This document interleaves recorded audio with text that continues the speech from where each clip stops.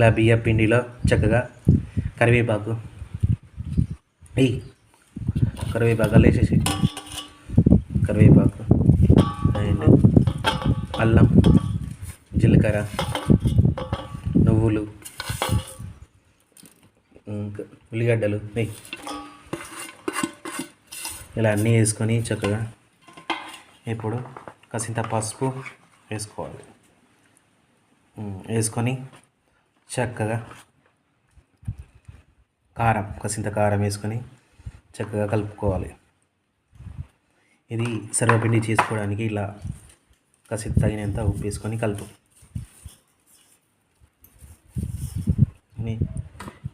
చక్కగా ఇలా కలుపుకోవాలి. ఇలా కలుపుకున్న తర్వాత చక్కగా నీళ్ళు పోసుకొని సర్వపిండి చేసుకుంటే ఉంటుంది సూపర్గా.